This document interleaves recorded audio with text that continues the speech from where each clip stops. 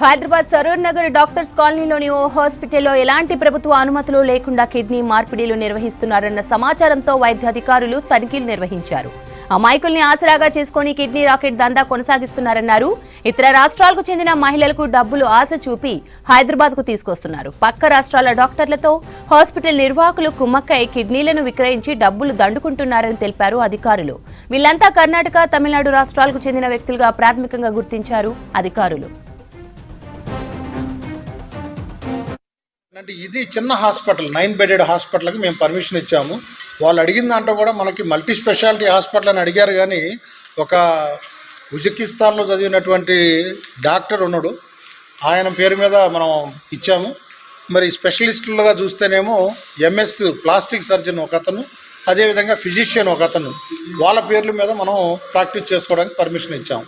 Urologist కానీ లేకపోతే ఎవరు కూడా వస్తారని కానీ లేకపోతే సర్జరీస్ చేస్తారని కానీ వాటికి మనం పర్మిషన్ ఇవ్వలేదు. కాబట్టి ఇల్లీగల్ అది. ఇలాంటి దందాలు చేసేవారు రంగారెడ్డికి ఏం చెప్పారు?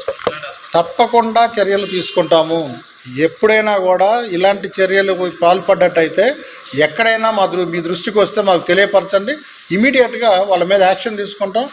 ఏదన్నా పేషెంట్కి కానీ లేకపోతే డోనార్కి కానీ ఎవరికైనా కూడా ఏదన్నా జరిగిన క్రిమినల్ కేసులు పెడతాం. వాళ్ళ మీద తదుపరి చర్యలు చట్ట ప్రకారం తీసుకుంటాం. అక్రమ కిడ్నీ దందాకు సంబంధించి మరిన్ని details Saroor Nagar police station నుంచి రామ్ ప్రసాద్ మరిన్ని డీటెయిల్స్ అందిస్తారు. ప్రసాద్, చెప్పండి, ప్రస్తుతం ఈ కిడ్నీ రాకెట్ సంబంధించిన డీటెయిల్స్ ఏంటి? సరూర్ నగర్లో ఉన్నటువంటి ఏదైతే అలక్నంద ఆసుపత్రిలో అయితే కిడ్నీ రాకెట్కు సంబంధించినటువంటి గుట్టును అయితే ఇక్కడ స్థానిక పోలీసులు అదేవిధంగా వైద్య శాఖ అధికారులు అయితే వారి గుట్టు రట్టు చేయడం జరిగింది. మనం ప్రస్తుతం హైదరాబాద్లో ఉన్నటువంటి సరూర్ నగర్ పోలీస్ స్టేషన్లో అయితే ఉన్నాం. సరూర్ నగర్ పోలీస్ స్టేషన్కు కూతవీడు దూరంలోనే ఉన్నటువంటి అలక్నంద ఆసుపత్రిని అయితే 2024 జూన్లో అయితే ప్రారంభించినట్లు ఇక్కడ స్థానికులు చెప్తున్నారు. ఏదైతే 2024 జూలైలో ప్రారంభమైనటువంటి ఆసుపత్రి ఏదైతే ఉందో అక్కడ ప్రధానంగా మల్టీ స్పెషాలిటీ హాస్పిటల్ అయినప్పటికీ కూడా కేవలం ఇక్కడ కిడ్నీ మార్పిడికి సంబంధించినటువంటి ఒక కిడ్నీ రాకెట్ కొనసాగుతున్నట్లయితే ఇక్కడ అధికారులు అయితే ఈరోజు అక్కడ సంబంధిత ఎవరైతే కిడ్నీ డోనర్లు కానీ అదేవిధంగా కిడ్నీని ఎవరైతే అవసరం కోసం వచ్చినటువంటి రిసీవర్స్ను కూడా ఇక్కడ దాడిలో నిర్వహించి అయితే పట్టుకోవడం జరిగింది. ముఖ్యంగా మనం గమనించినట్లయితే ఈ మొత్తం కేసును గమనిస్తే కిడ్నీ అనుమతులు లేకుండానే ఈ యొక్క అక్రమ దందా కొనసాగుతున్నట్లు చెప్తున్నారు.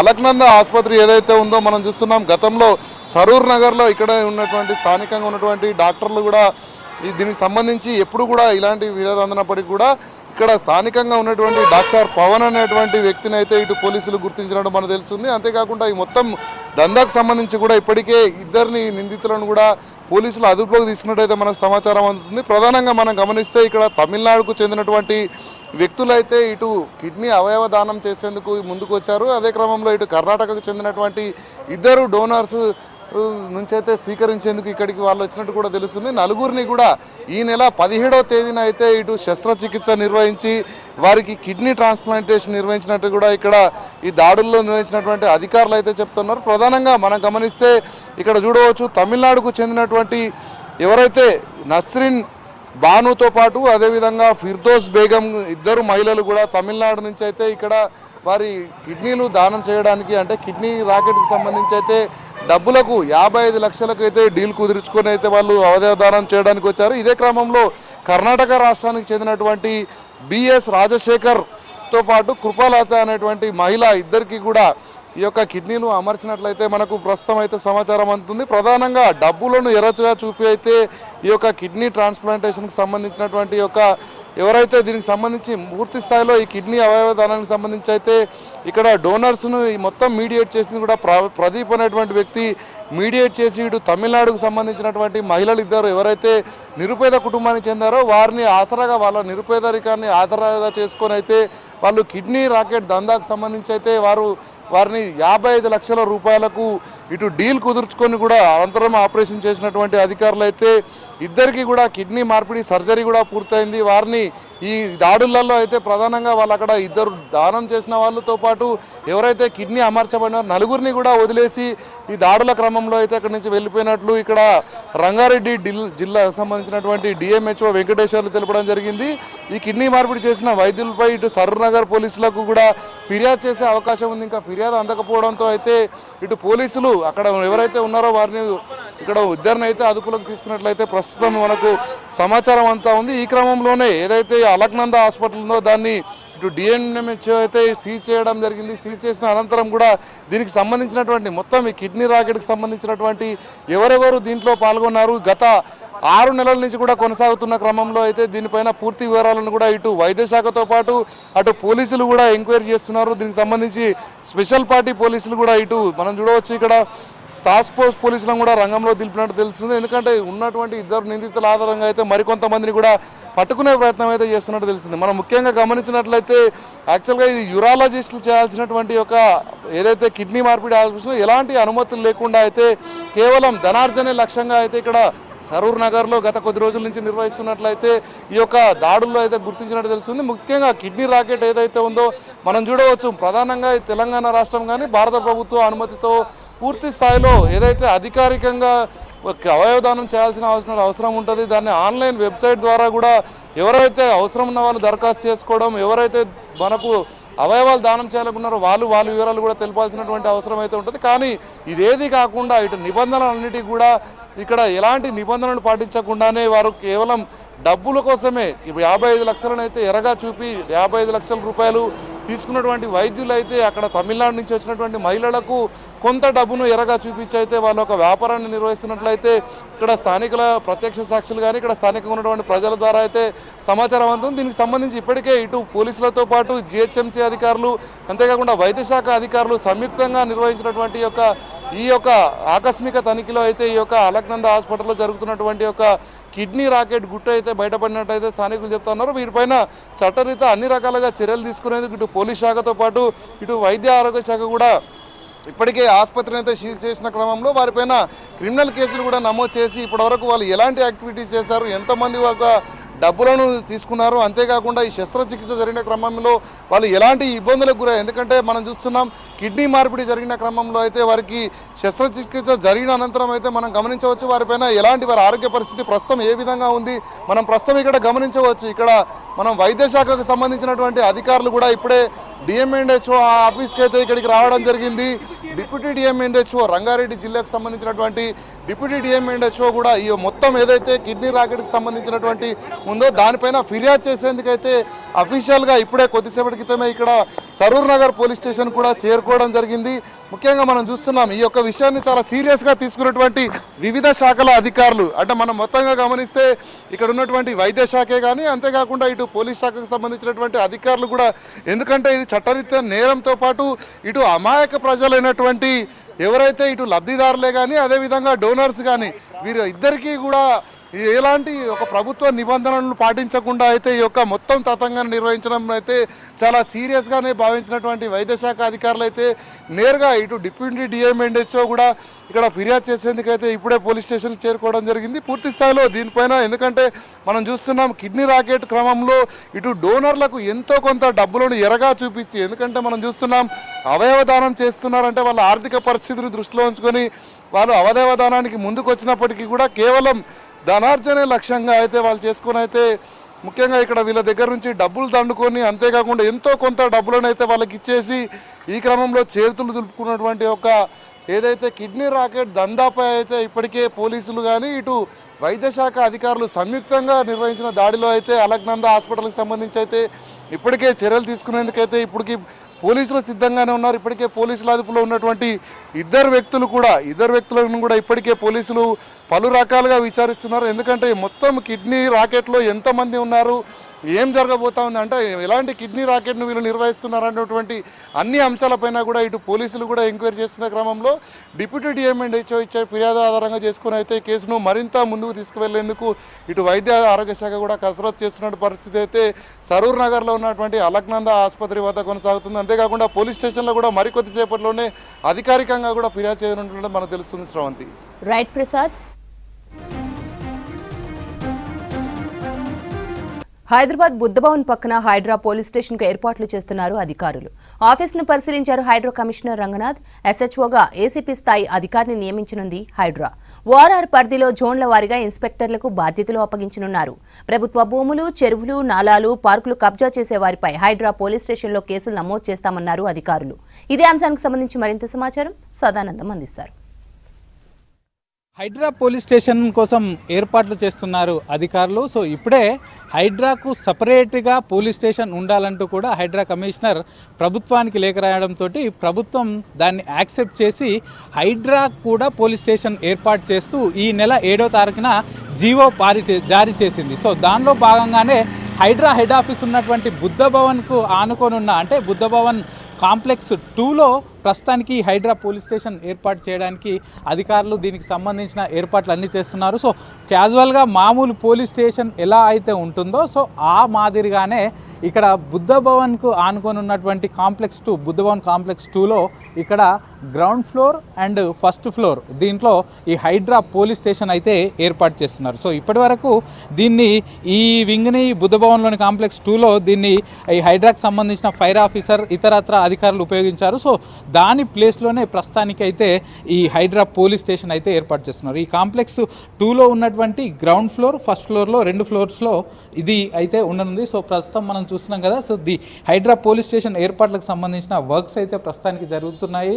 సో ఇక్కడ ముఖ్యంగా ఈ హైడ్రా పోలీస్ స్టేషన్కి ఒక SHO ఉన్నాడు, స్టేషన్ హౌస్ ఆఫీసర్. సో ఆయన్నే కేసులన్నిటి కూడా ఆయన్నే ఇన్వెస్టిగేషన్ ఆఫీసర్గా ఉంటారు కాబట్టి సో ఒక ACP స్థాయి అధికారిని ఇక్కడ ఈ హైడ్రా పోలీస్ స్టేషన్కి SHOగా నియమిస్తామని ఇప్పటికే హైడ్రా కమిషనర్ రంగనాథ్ చెప్పారు. సో ఆయన ఆదేశాల అనుసారంగా ఇది హైడ్రా కమిషనర్ ఆదేశాల అనుసారంగా అతను పనిచేయాల్సి ఉంటుంది. సో ఈ క్యాబిన్స్ అన్నీ కూడా ఎందుకంటే హైడ్రా పోలీస్ స్టేషన్లో SHO స్థాయి అధికారి ACP ఉన్నా కూడా ఆయన కింద ఇన్స్పెక్టర్ స్థాయి అధికారులు ఒక్కొక్క జోన్ల వైజ్గా ఇటు ORR పరిధిలో ఉన్న అన్ని ప్రాంతాలకు వీళ్ళు చూసుకుంటారు కాబట్టి ఒక్కొక్క ప్రాంతానికి ఒక్కొక్క ఇన్స్పెక్టర్ స్థాయి అధికారిని నియమిస్తామని చెప్తున్నారు. సో వాళ్ళందరికీ కూడా ఇక్కడ క్యాబిన్స్ కూడా ఏర్పాటు చేస్తున్నారు. క్యాబిన్స్ కానీ సిస్టమ్స్ కానీ సో వీళ్ళందరికీ ఎందుకంటే ఎవరైతే కంప్లైంట్ చేయడానికి వస్తారో సో వాళ్ళ కంప్లైంట్స్ తీసుకోవడంతో పాటు వీళ్ళు అంటే హైదరాబాద్ ఒకటే కాకుండా ORR పరిధిలో ఉన్నటువంటి అన్ని చెరువులు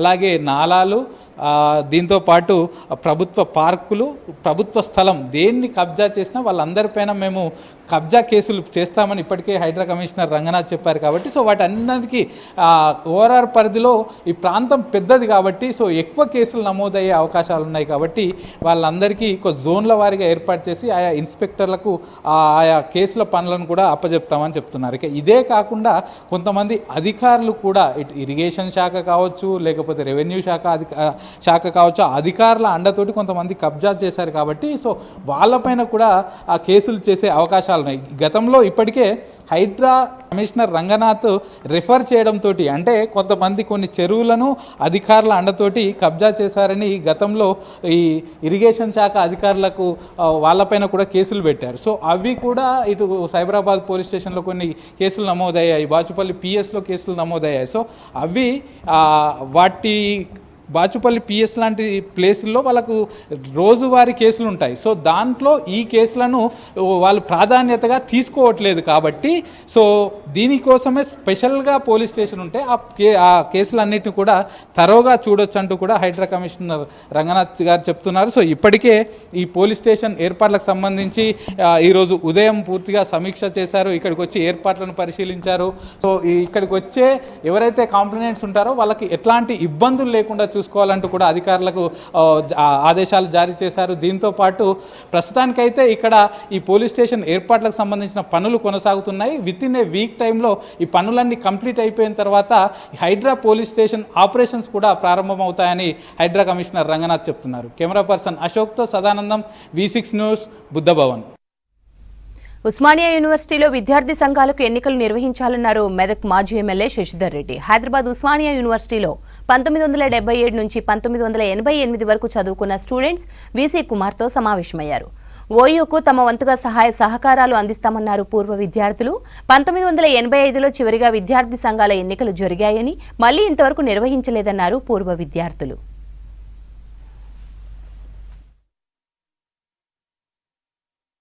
దాదాపుగా 107 సంవత్సరాల చరిత్రలో మొట్టమొదటిసారిగా ఉస్మానియా యూనివర్సిటీ క్యాంపస్ కాలేజెస్ 1977 నుంచి 88 వరకు ఉన్నటువంటి arts, science, law, college of commerce and management, engineering, technology, అదేవిధంగా కాలేజ్ ఆఫ్ PG బషీర్బాగ్, దాంతోపాటు comprehensive college of education that is BEd. ఇన్ని కళాశాలకు సంబంధించినటువంటి ఎలక్టెడ్ విద్యార్థుల ద్వారా ప్రత్యక్షంగా ఎన్నుకోబడిన విద్యార్థి సంఘ అధ్యక్షుల నుంచి కార్యదర్శుల వరకు దాదాపుగా 280 మంది విద్యార్థి నాయకులు ఉన్నారు.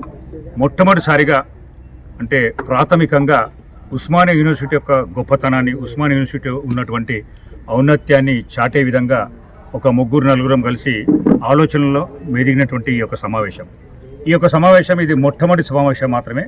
దీని తర్వాత అనేక సమావేశాలు కూడా ఉంటాయి. దీని యొక్క ముఖ్య ఉద్దేశంలో 3 ప్రధానమైనటువంటి, ఒకటి ఉస్మానియా యూనివర్సిటీని విద్యాపరంగా గతంలో ఎంత పెద్ద పేరుండెనో ఆ పేరుకు తగ్గట్టుగా ఇప్పుడున్నటువంటి నూతన వైస్ ఛాన్సలర్ గారికి పూర్తి సహాయ సహకారాలు అందిస్తూ మరి ఈ యూనివర్సిటీలో ఉన్నటువంటి అనేక విభాగాలు అంటే దాదాపుగా 212 విభాగాలు ఉన్నాయి ఇందులో. అంటే సైన్స్లో, ఆర్ట్స్లో, సోషల్ సైన్సెస్లో, లాలో, ఇంజనీరింగ్లో, టెక్నాలజీలో, వీటన్నిటిని కూడా ఏ విధంగా బలోపేతం చేయాలి.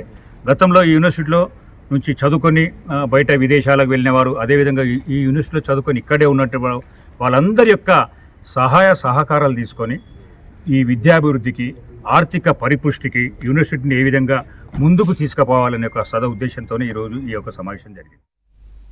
హైదరాబాద్లోని ఉస్మానియా యూనివర్సిటీలో సీనియర్ ప్రొఫెసర్ల పదోన్నతుల్లో అక్రమాలు జరిగాయని యూజీసీ నిర్ధారించిందన్నారు ఏఐఎస్ఎఫ్ విద్యార్థులు. అర్హత లేకుండా అక్రమంగా సీనియర్ ప్రొఫెసర్లుగా పదోన్నతులు పొందిన వారిని తక్షణమే తొలగించాలని డిమాండ్ చేశారు. ఇప్పటివరకు తీసుకున్న జీతభత్యాలను రికవరీ చేయాలని డిమాండ్ చేశారు. వీరిపై రాష్ట్ర ప్రభుత్వం చర్యలు తీసుకోవాలని కోరారు విద్యార్థులు.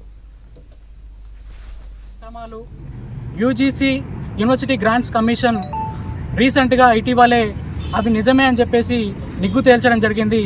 కాబట్టి అక్రమంగా సీనియర్ ప్రొఫెసర్లుగా పదోన్నతులు పొందినటువంటి వారిని వెంటనే తొలగించి ఇప్పటివరకు వారు తీసుకున్నటువంటి ఏదైతే జీతం ఉందో దాన్ని రికవరీ చేయాలి. అదేవిధంగా ఇప్పటివరకు ఎవరైతే ఈ యొక్క సీనియర్ ప్రొఫెసర్లుగా పదోన్నతులు పొంది ఈ రిటైర్ అయ్యారో వాళ్ళ పెన్షన్లు కూడా ఆపాలని చెప్పేసి ఏఐఎస్ఎఫ్ ఉస్మానియా యూనివర్సిటీ కౌన్సిల్గా మేము డిమాండ్ చేస్తూ ఉన్నాం. వాటిలో క్లియర్గా చెప్పింది ఏంటంటే మాజీ వైస్ ఛాన్సలర్ రవీందర్ గారు ఎవరైతే ఉన్నారో ఆయన సీనియర్ ప్రొఫెసర్గా పదోన్నతి తీసుకోవడం జరిగింది.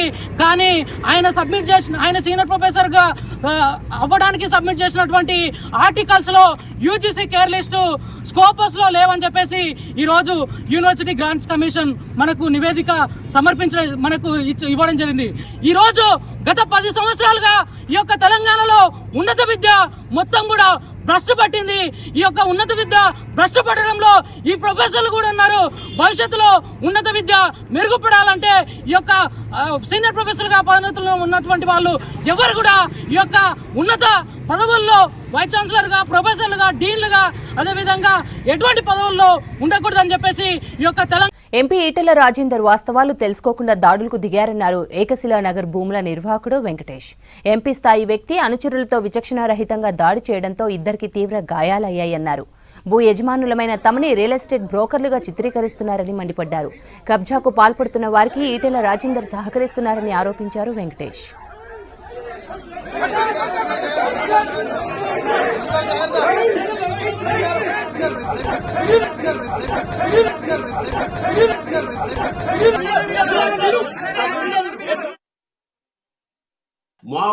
మా సర్వే నెంబర్ మీద ఇంజెక్షన్ తీసుకొచ్చాడు శివారెడ్డి ప్లస్ డిస్మిస్ అయిపోయిన లాయరు. ఇద్దరు 2023లో ఇంజక్షన్లు తీసుకున్నారు, మా ఎక్స్పార్టీ ఆర్డర్లు. వెంటనే నెక్స్ట్ హియరింగ్లో వాళ్ళ ఇద్దరివి కరెక్షన్ అయిపోయినాయి. ఇతను అయితే అడ్వకేట్ నీ ప్లాటే లేదు, ఆల్రెడీ జడ్జిమెంట్ వచ్చింది డిక్లరేషన్ సూట్లో అని చెప్పి వాళ్ళు ఇచ్చిన ఇంజక్షన్ వికెట్ చేశారు. అలాగే శివారెడ్డికి సంబంధించి 743కి సంబంధించి, సామరెడ్డికి సంబంధించి 743కి సంబంధించి మీ సర్వే నెంబర్ 743కి మాత్రమే, 739 to 742కు మీ ఇంజక్షన్ వర్తించదు. 743కి మాత్రమే ఆయనది కరెక్షన్ చేశారు, ఆయనది కూడా రీకాల్ చేశారు ఇచ్చిన ఇంజక్షన్ని. 743కి మాత్రమే లిమిట్ చేస్తూ అది విషయము.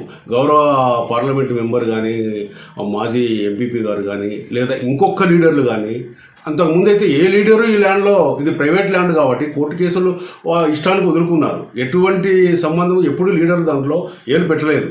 మొట్టమొదటిసారి నిన్న ఈరోజు మొదలైంది. వాళ్ళకి ఏ డౌట్లు ఉన్నా, ఏ క్లారిఫికేషన్ నన్ను అడిగి ఉంటే నేను ఇవ్వడానికి రెడీగా ఉన్నాను. ఒక ఫోన్ లేదు, ఒక మెసేజ్ లేదు. ఇంజక్షన్ తీసుకున్నారు, మరి ఏం తీసుకున్నారు? ఆల్రెడీ ఓడిపోయిన కోర్టులకి డిక్లరేషన్ సూట్లో ఓడిపోయినావు నువ్వు, హైకోర్టును మభ్యపెట్టావని చెప్పి హైకోర్టు డివిజన్ బెంచ్ ఆర్డర్ ఇచ్చింది. ఆడు మళ్ళీ లోయర్ కోర్టులో వాళ్ళకి ఇంజెక్షన్ ఇచ్చిన కోర్టు ఆర్డర్ కరెక్షన్ చేసింది. నీ ప్లాట్కి ఇంజెక్షన్ ఓన్లీ 743 సర్వే నెంబర్కే వర్తిస్తుంది, 739 to 742కి సంబంధం లేదని క్లియర్గా ఇచ్చింది. మరి ఇంత క్లియర్ ఆర్డర్లు ఉండగా మరి గౌరవ లీడర్లు మరి ల్యాండ్ మీద కబ్జా పెట్టడంలో అర్థమేముంది? నాకు ఏమీ అర్థం కావడం లేదు. హైదరాబాద్ బంజారా హిల్స్లో కేరళ సంస్కృతి సాంప్రదాయాలు పర్యాటక ప్రాంతాలపై సిటీ జనాలకు అవగాహన కల్పించింది కేరళ టూరిజం శాఖ. హైదరాబాద్, బెంగళూరు, ముంబై, జైపూర్, ఢిల్లీ లాంటి సిటీల్లోనూ ప్రదర్శనలు నిర్వహిస్తున్నామని తెలిపారు.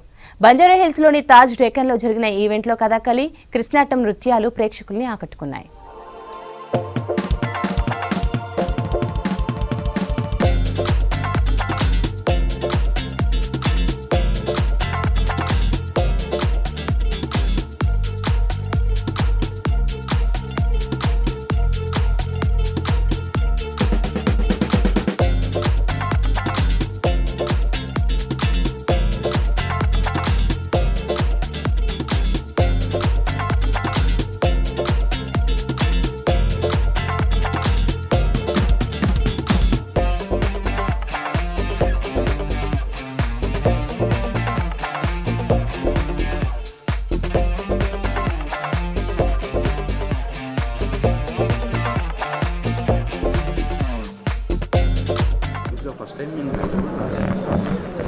No. Actually, as part of marketing strategy, we are organizing such kind of B2B meets in many cities in India. The first four of this kind of B2B meet has all over, and this is starting. This is the second leg. So starting with Hyderabad. Day after tomorrow, we are organizing partnership meets in Bangalore. Then after, we are in Delhi, Jaipur, Ahmedabad, Chandigarh, Chennai, and Calcutta. Munnar is one of the main tourist places in Kerala, so everybody like go to Munnar. Munnar is famous for tea plantations, and the Devarakonda National Park is situated near Munnar. Is famous for the endangered species like Neelaritar. Actually, in Kerala, these destinations are very easily accessible. From Munnar, for 4 hours journey, you can reach Thekadi. Thekadi is famous for its wildlife sanctuary. And it is the speciality of the Thekadi is the boating inside the sanctuary. మన ఇండియాలో చూస్తే south north ఎక్కడ చూసినా కూడా మన కేరళలో మనకి చాలా తక్కువ ధరలకే ఫ్యామిలీస్ వెకేషన్ వెళ్ళే ఆప్షన్ ఉంటుంది. ఎందుకు అంటే కేరళ మనకి మినిమం కపుల్కి 25,000 నుంచే ప్యాకేజెస్ అనేది స్టార్ట్ అవుతాయి. మెయిన్ థింగ్ కేరళలో 4 nights 5 days నుంచి మ్యాక్సిమం 10 days 15 days కూడా కవర్ చేయొచ్చు. కేరళ అనేది చాలా బిగ్గెస్ట్ స్టేట్ టూరిజంగా చూస్తే వరకు ఇంచుమించు 10 to 15 మేజర్ డెస్టినేషన్స్ ఉన్నాయి. అందులో మనకి మున్నార్, తెక్కడి, అలపి, కోవలం, కుమరుకం చాలా డెస్టినేషన్స్ ఉన్నాయి. ఇవన్నీ కూడా కవర్ చేయడానికి మ్యాక్సిమం 10 to 15 days కూడా పడుతుంది. కానీ మినిమం వచ్చేసి 4 to 5 days నుంచి 1 week వరకు మా దగ్గర బెస్ట్ ప్యాకేజెస్ అనేది మేము ఇవ్వడం జరుగుతుంది. మున్నార్ కానీ చూసారనుకోండి, సౌత్లో మనకి చాలా హిల్ స్టేషన్స్ ఉన్నప్పటికీ మున్నార్ అనేది ద బెస్ట్ హిల్ స్టేషన్ కింద సౌత్ కింద చూడొచ్చు. ఎందుకంటే మున్నార్ అంతా కవర్ చేయడానికి మ్యాక్సిమం 4 to 5 days వరకు పడుతుంది. అందుకని ఏంటి అంటే మున్నార్ అనేది మన సౌత్లోనే బెస్ట్ టూరిజం డెస్టినేషన్ కింద చెప్పొచ్చు. దావోస్లో హైదరాబాద్కు చెందిన Skyroot aerospace company CM Revanth Reddy, మంత్రి శ్రీధర్ బాబు సమక్షంలో అవగాహన ఒప్పందంపై సంతకం చేశారు.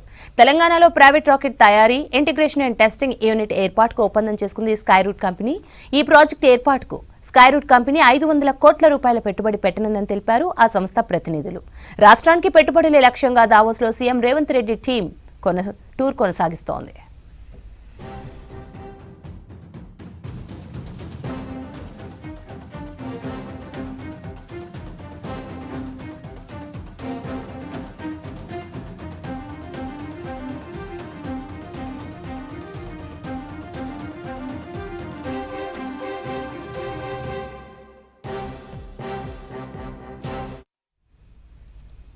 రంగారెడ్డి జిల్లాలో గరానా మోసగాడిని అరెస్ట్ చేశారు రాజేంద్రనగర్ పోలీసులు. సయ్యద్ బురానుద్దీన్ అనే వ్యక్తి రాజకీయ నాయకులతో ఫోటోలు దిగి అమాయకులను మోసం చేశాడన్నారు DCP Srinivas. CBI, ED, IAS ఆఫీసర్గా చెలామణి అయ్యాడన్నారు. నకిలీ ఈడీ నోటీసులు జారీ చేసి విచారణకు ఢిల్లీకి రావాలని, మీ తరపున అడ్వకేట్గా వాదిస్తానని పలువురిని మోసం చేశాడని తెలిపారు డీసీపీ. మొయినాబాద్లో భూ కబ్జా విషయంలో కొందరిని బెదిరించాడన్నారు. ప్రజలు ఇలాంటి వారి మాటలు విని మోసపోవద్దని సూచించారు డీసీపీ శ్రీనివాస్.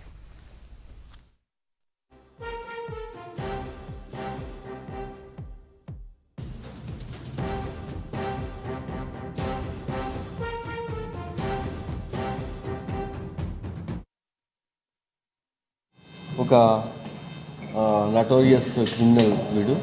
అతను అరెస్ట్ చేయడం జరిగింది. Syed Buranuddin alias Buran, O P Singh alias O P Sharma. వీడు 3 పేర్లలో ఇక్కడ ఇండియాలో అన్ని స్టేట్స్లో డిఫరెంట్ నేమ్స్తో తిరిగి ఫ్రాడ్ చేస్తుంటాడు. ఇతను 2023 సంవత్సరంలో ఒక 6 ఎకరాల భూమి పంచాయతీలో మొయినాబాద్ లిమిట్స్లో ఇంకొక 8 మందితో కలిసి ఒక భూమిని కబ్జా తీసుకోవడానికి ప్రయత్నించి అడ్డం వచ్చిన వాళ్ళని హత్య చేయడానికి ప్రయత్నించిన కేసులో ఇతను నిందితుడిగా ఉన్నాడు. ఇతను పోలీస్ మీద మన కోర్టులో కేసు వేసి నాట్ టు అరెస్ట్ అని చెప్పి తీసుకొని స్టే తీసుకురావటం, దాని తర్వాత పోలీస్ దాన్ని పర్ష్యూ చేసి ఆ స్టే వెకేట్ చేసిన తర్వాత నిన్న ఇతన్ని అదుపులో తీసుకొని అరెస్ట్ చేయడం జరిగింది. ఇతను ఇప్పటి వరకు హైదరాబాద్ సిటీలో 4 క్రిమినల్ కేసులు, తర్వాత సైబరాబాద్లో 8 కేసుల్లో నిందితుడిగా ఉన్నాడు. ఈ మొత్తము 12 కేసుల్లో కొన్ని ఫైనలైజ్ అయినాయి, కొన్ని కోర్టులలో పెండింగ్ ఉన్న పరిస్థితి ఉంది. ఇతను ఎంఓ ఏంటంటే ఈ చీటింగ్లో ఇతను దిట్ట కాబట్టి చాలామంది ఫేమస్ లీడర్స్తో సెలబ్రిటీస్తో ఫొటోస్ తీసుకొని జనరల్ అకేషన్స్లో అందరికీ కూడా వాళ్ళందరూ నాకు చాలా దగ్గర అనే ఉద్దేశాన్ని క్రియేట్ చేసి పెద్ద పెద్ద ఇష్యూస్లో అంటే సిబిఐ కానీ, ఈడీ కానీ, ఏసీబీ కానీ ఇటువంటి ఏదన్నా మేజర్లీ సెంట్రల్ ఏజెన్సీస్ని లో ఏదైతే కేసెస్ పెండింగ్ ఉంటాయో వాళ్ళకి నేను చేయించి పెడతాను అని చెప్పి కాంట్రాక్ట్లు ఇప్పిస్తానని చెప్పి మోసం చేయడం జరుగుతూ ఉంది. ఇతను ఒకసారి జార్ఖండ్ అక్కడికి ఢిల్లీ నుంచి ఫోన్ చేయించుకోవడంలో మేనేజ్ చేసి జార్ఖండ్ వెళ్ళి స్టేట్ గెస్ట్ హౌస్లో ఉండి అక్కడ సీఎంఓతో నేను అక్కడ మైనింగ్ కాంట్రాక్ట్ ఇప్పిస్తానని చెప్పి పైరవీ చేసే క్రమంలో అది తప్పు అని చెప్పి తెలుసుకొని అక్కడ రాహుల్ గాంధీ పిఏ అని చెప్పుకున్నాడు ఇతను ఆ సీఎంఓలో. వాళ్ళు ఎంక్వైరీ చేసుకున్న తర్వాత జార్ఖండ్ పోలీసులు అక్కడ అరెస్ట్ చేయడం జరిగింది. Game changer movie producer Dil Raju, Pushpa movie నిర్మాత నవీన్ ఇల్లు, ఆఫీసుల్లో ఐటీ దాడులు కొనసాగుతున్నాయి. ఉదయం నుంచి వారి బంధువుల ఇల్లు, ఆఫీసుల్లో తనిఖీలు చేస్తున్నారు. 55 బృందాలుగా 8 చోట్ల సోదాలు చేస్తున్నారు IT officers.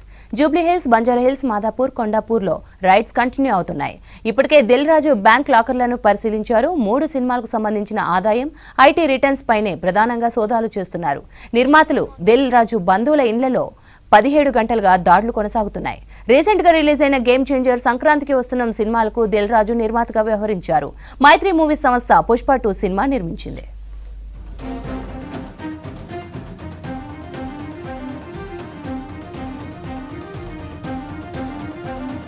Hyderabad city police వార్షిక ఆటల పోటీలు ఘనంగా ప్రారంభమయ్యాయి. గోషమహల్లోని శివకుమార్ లాల్ పోలీస్ స్టేడియంలో నిర్వహించిన క్రీడా ఉత్సవాలకు ముఖ్య అతిథులుగా ప్రముఖ భారత బ్యాడ్మింటన్ క్రీడాకారులు సైనా నెహ్వాల్, కశ్యప్, హైదరాబాద్ సిపి సివి ఆనంద్లు హాజరయ్యారు.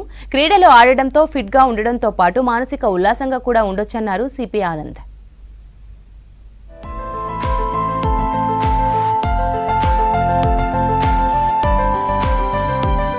గోషామహల్లోని శివకుమార్ లాల్ పోలీస్ స్టేడియంలో క్రీడా పోటీలు ప్రారంభమయ్యాయి. హైదరాబాద్ సిపి సివి ఆనంద్ అధ్యక్షతన కార్యక్రమం జరిగింది. 2025 వార్షిక స్పోర్ట్స్ గేమ్స్ మీట్లో 14 టీంలు పోటీలో పాల్గొంటున్నాయి. ఈ కార్యక్రమాన్ని భారత బ్యాడ్మింటన్ క్రీడాకారులు సైనా నెహ్వాల్, కశ్యప్లు ప్రారంభించారు.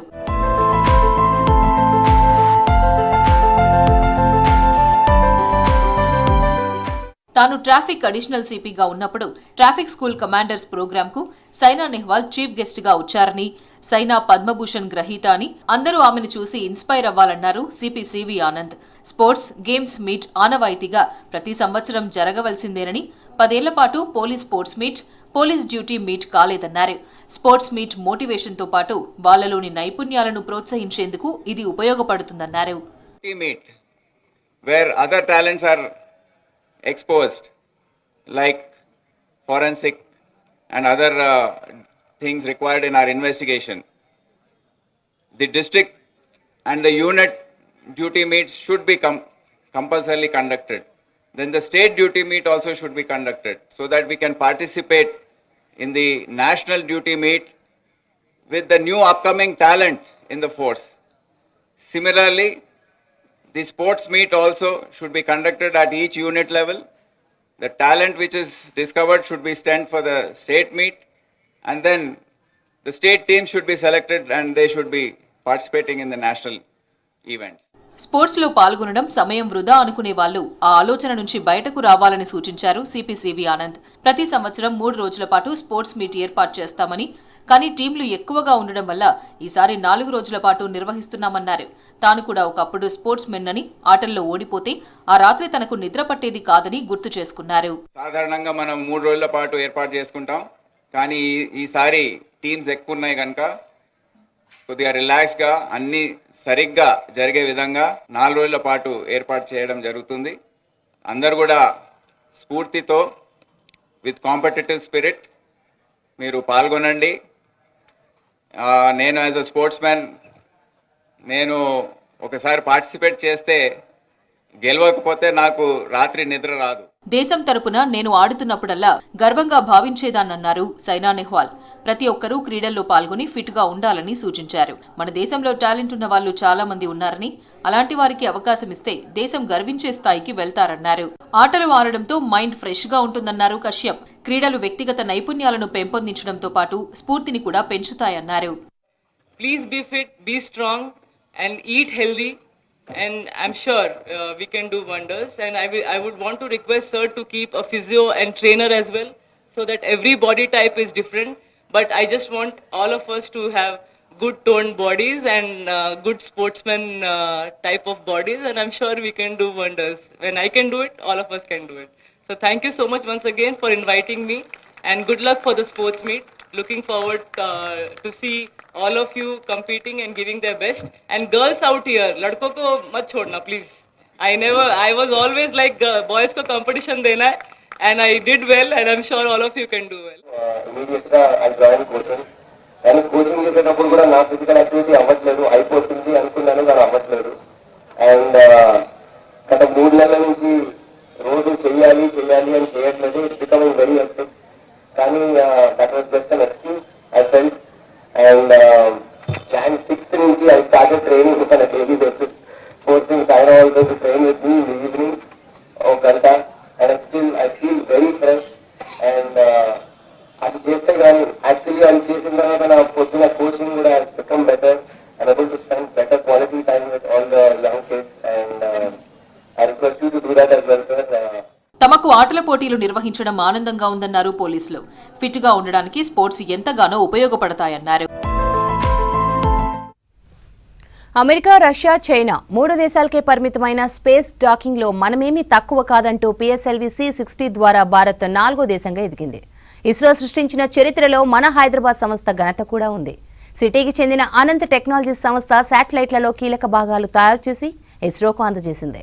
30 ఏళ్లుగా ఇస్రో, BHEL, హిందుస్థాన్ ఏరోనాటిక్స్ లాంటి సంస్థలకు టెక్నాలజీ, విడిభాగాలు సరఫరా చేస్తున్నామని తెలిపారు ATS CMD సుబ్బారావు.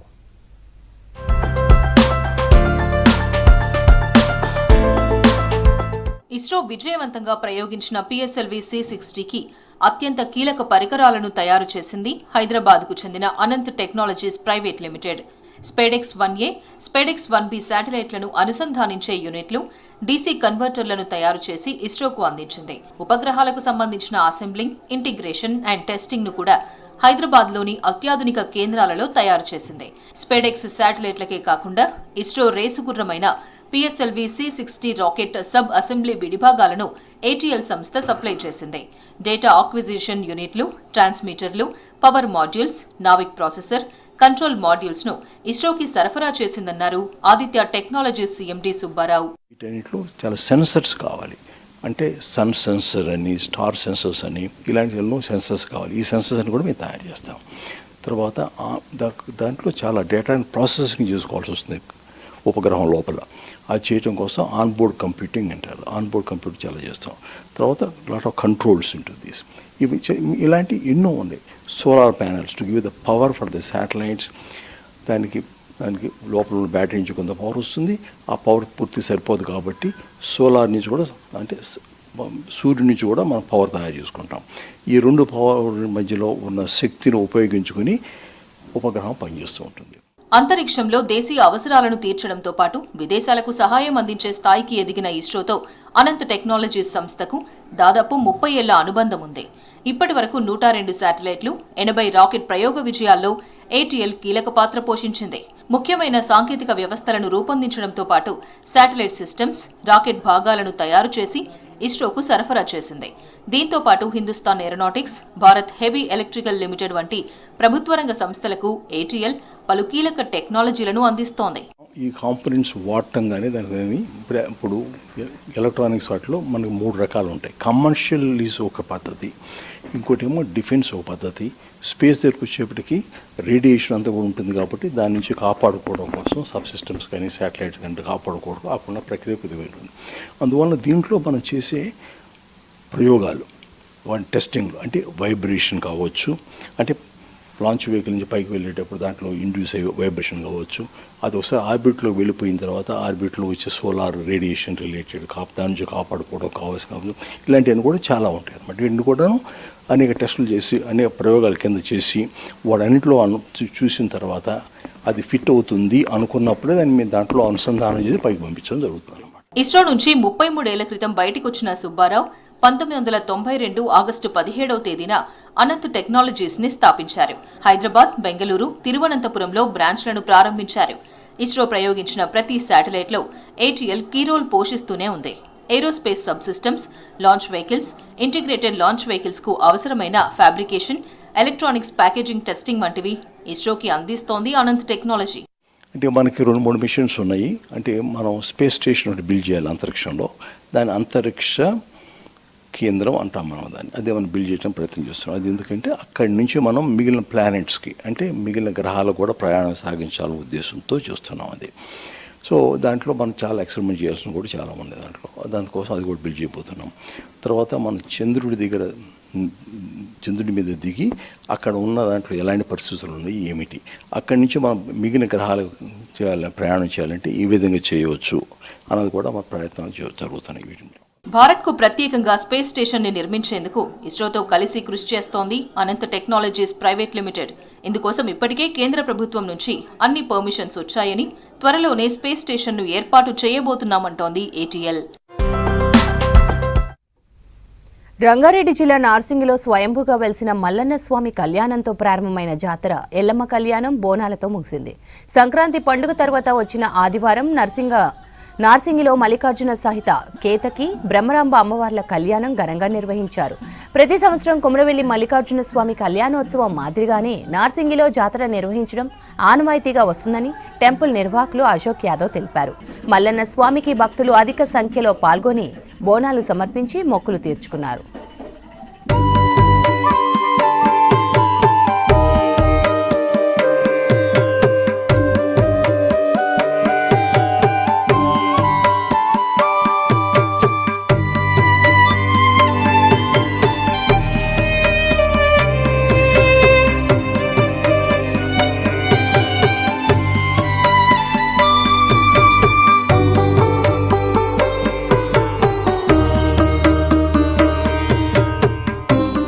తెలంగాణ తిరుపతిగా పేరుగాంచిన మోయినాబాద్లోని చిలుకూరు బాలాజీని దర్శించుకున్నారు cine actor Priyanka Chopra.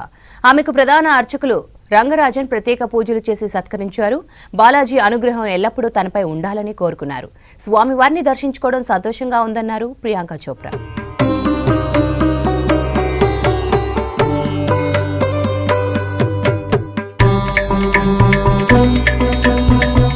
That's all for now. Stay tuned to V6 News.